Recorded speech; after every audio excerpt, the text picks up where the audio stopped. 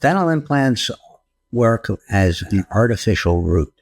They replace the root of a natural tooth, the part that goes into the gum and the bone, and help support a tooth by itself or multiple teeth. They can also be used to support dentures. Is there an age limit for getting implants? That depends. My oldest implant patient was 98 years old when she had her implants done, and she was very happy with them for the next 6 years of her life. After that, it didn't make a difference. But truthfully, there's no age limitation on implant placement.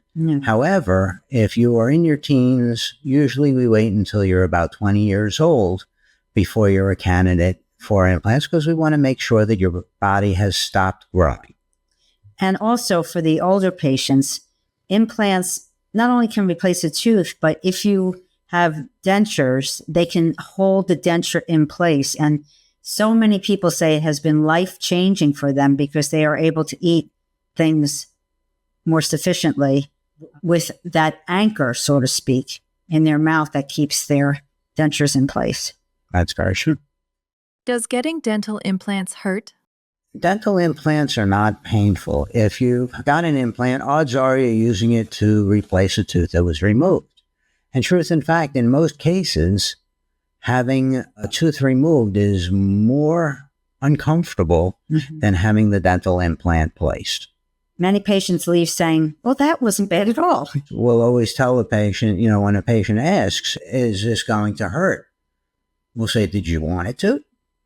I mean, realistically speaking, they'll always say no, and we'll say, well, we don't want it to either, because we want you to be comfortable. And if something bothers you during any process in our office, tell us, and we'll do everything that we can to make it comfortable. As with many dental procedures, we use local anesthetics, like the Novocaine products, to get you numb, so that it is not uncomfortable.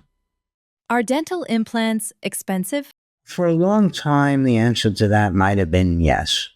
Nowadays, however, with new techniques and the way that dental implants are placed, in many cases, dental implants with teeth on top of them can be a more affordable alternative than some of the older and more conventional ways of replacing teeth with, say, a bridge or a denture and things of that nature. It really depends on your individual situation.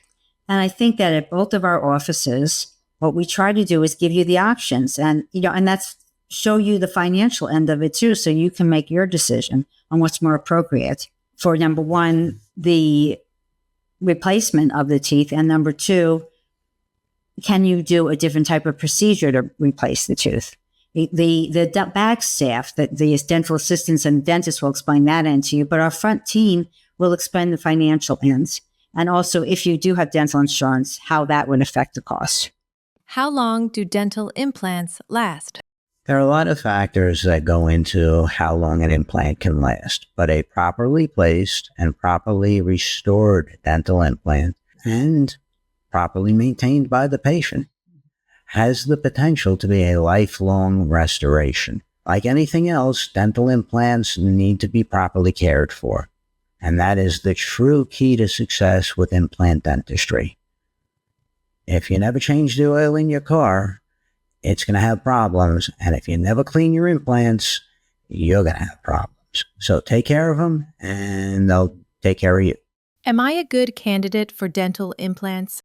In the past, we had very few different styles of dental implants. So someone would see you and say, well, you don't have enough bone for an implant. Nowadays, we have different sizes and shapes of implants and different techniques, so that even if you were not a candidate in the past for an implant, or you were told, no, you can't have implants, that might not be true anymore. That's one end of it. The other end of it is that are concerned about cigarette smokers or smokers and implants. It's not the best thing for placing implants, but Dr. Janice brings up a very good point. There are some medications, there are some health concerns that could affect your status as being a good candidate or a bad candidate for dental implants. That being said, if the original reason that you were told you can't have an implant is because you don't have enough bone, that might not be true anymore. It's time to come in, have a consultation, and we can really look at your individual situation and assess whether or not implants are appropriate for your dental care.